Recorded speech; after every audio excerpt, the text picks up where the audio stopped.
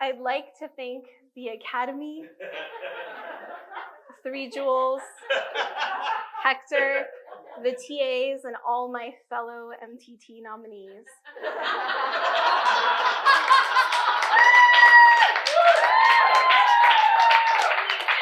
But most importantly, I want to thank my agent who couldn't be here, Timothy Chalamet.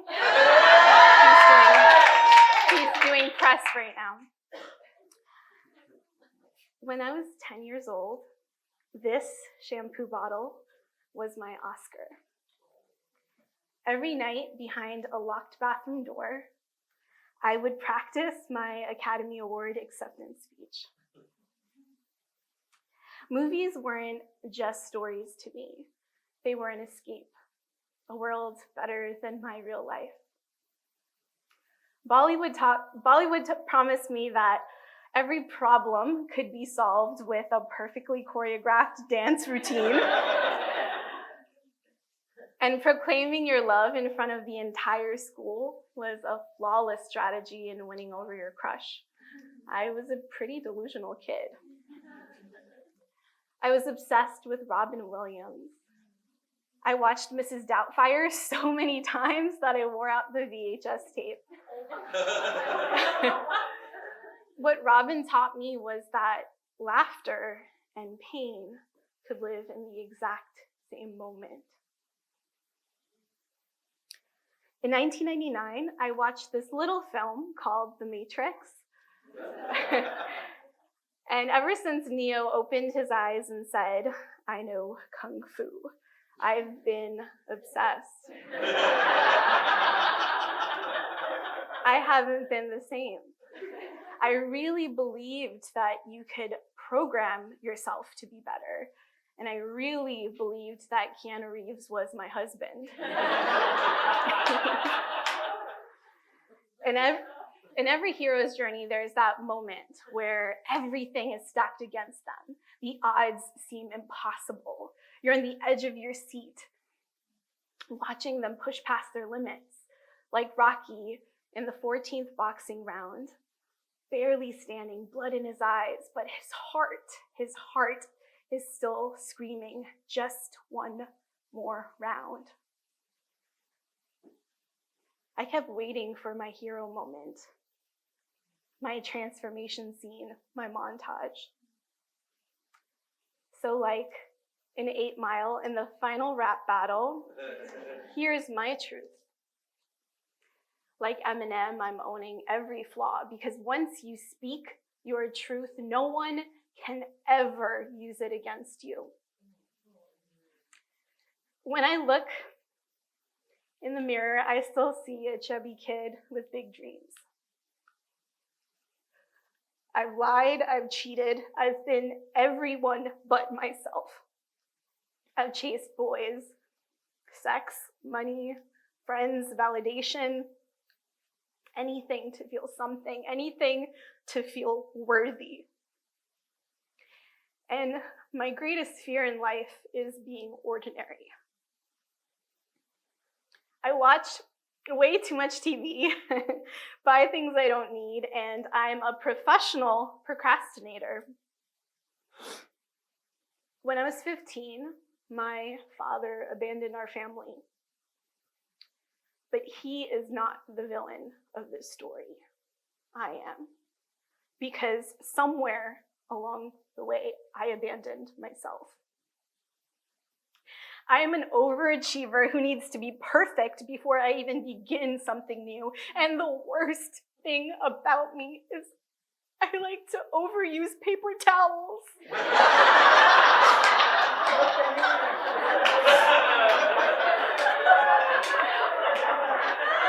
So many.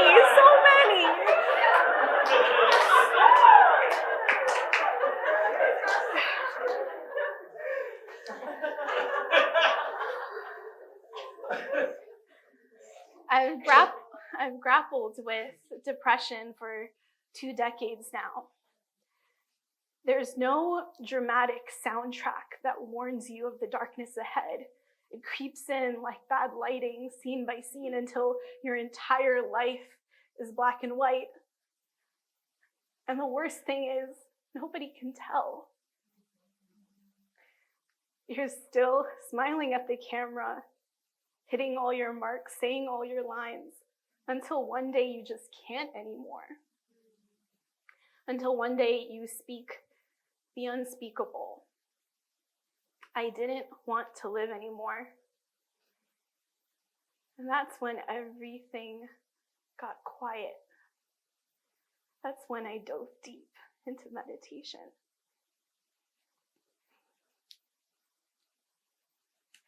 I like to think meditation.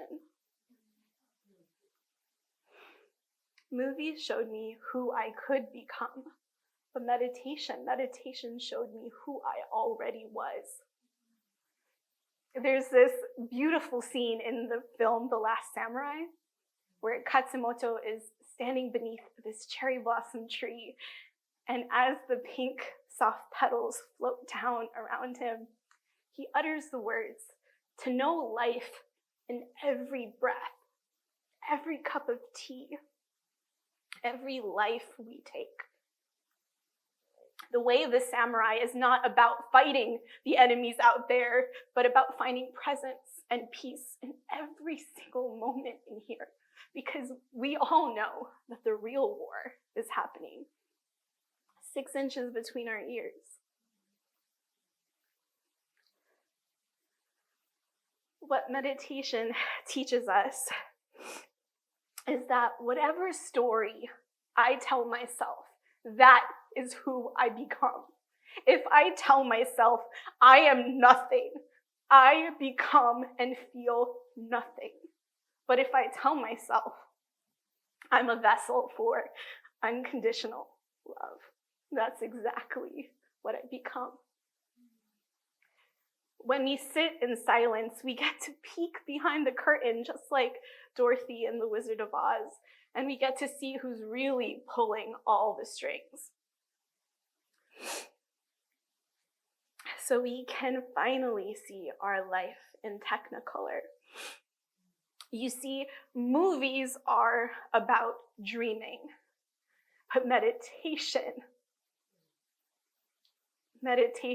is about waking up.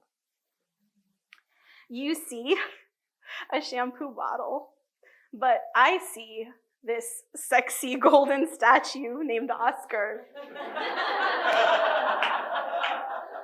But it's really just empty.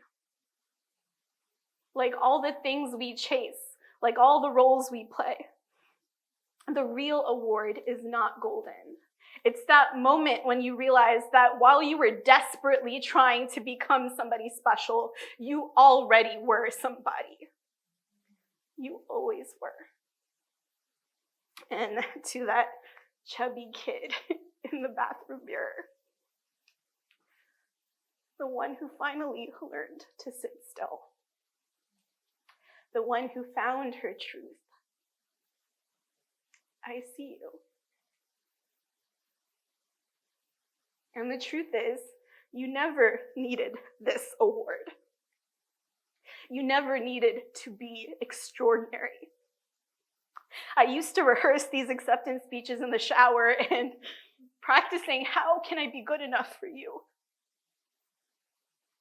But now, I just sit on my meditation cushion and I rehearse my favorite scene of all time. The one where I finally accept myself and the Oscar goes to